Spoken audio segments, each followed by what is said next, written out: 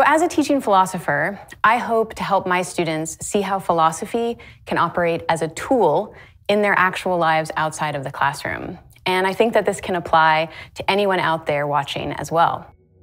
So one way that I think that we can use philosophy to address this crisis is that it can help us be honest with ourselves about where we're at and help us get motivated to find realistic avenues for change. So this crisis is just so overwhelming. The more you learn about it, the more helpless that you can feel. And that's legitimate.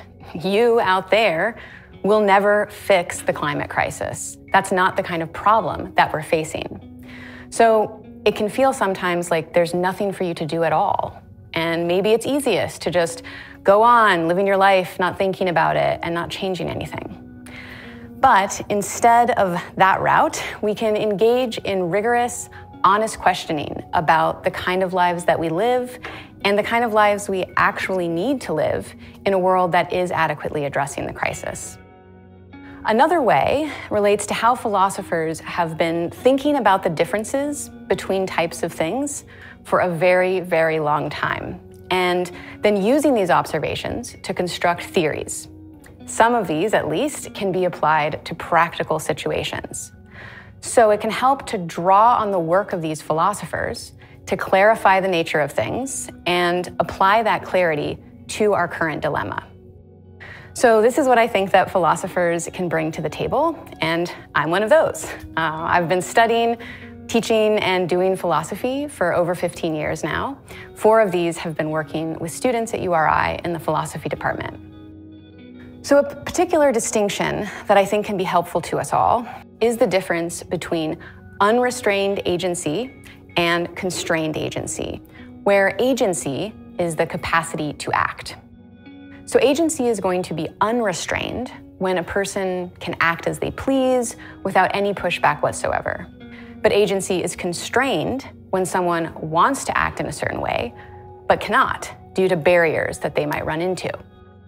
So a lot of traditional theorizing about responsibility assumes that all individuals can utilize their personal agency to address their wrongdoings whenever they'd like.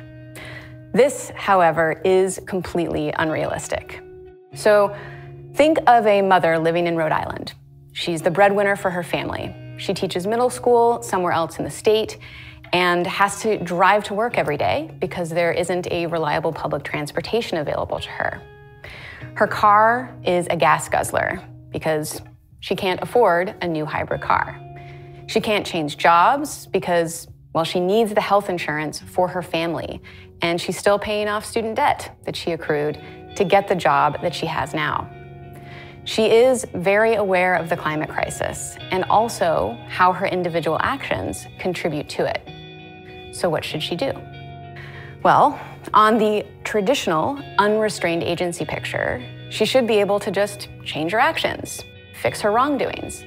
And if she doesn't, then perhaps she's being a bad person or doing the wrong thing. But I think we can ask if she is really to blame. And I'd argue no. Her ability to change her actions is constrained by multiple factors, none of which are her fault. The price of hybrid vehicles, or the lack of a reliable, expansive public transportation system, or the fact that health insurance is dependent on employment. None of these things are her fault. So her agency is constrained by policies and structures that are way beyond her control. And this is true for all of us in different ways.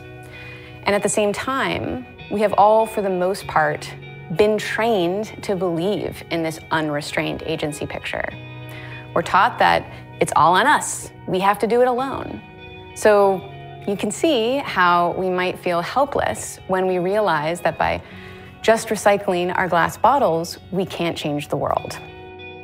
So you may now respond, well, my agency is constrained. I can't fix the problem at all. I guess I'll just go on living my life, not doing anything. But that is not the right response. We are constrained, but we can still work from where we are, find the power that we do have to work towards change. I think it's important to go beyond single individual actions to ways that we can integrate a practice of change into our lives overall. And this is where I think it's helpful to turn to the work of two incredible philosophers, Marion Zhang and Robin Zhang. They both advocate for finding where your power lies and building on that power to advocate for larger changes. So Zhang argues that we should engage in collective action to push for large-scale changes. Here, she is thinking about working together, getting involved in the political process, joining actively engaged organizations, continuing to educate ourselves, and helping educate others. Zhang, on the other hand, agrees that collective action is important, but she urges us to integrate this change into all aspects of our lives by pushing on our social roles. So a social role is a set of expectations that apply to a person and their specific relationships to others. So one of my social roles is as college instructor. So I am expected to act in a certain way in relationship to my students and my colleagues. So all of us have multiple social roles. So Zhang is encouraging us to push on these, to create and again expect large-scale changes. So you can ask yourself, how can you push on your role as a parent or a business owner or a student? I, as an academic philosopher, another one of my social roles, can engage my colleagues in conversation about how our profession negatively affects climate change. And then we can go beyond conversation to create ways of changing these behaviors, to expect this of our profession. So this fits within my social role, but it also pushes on its boundaries to affect change.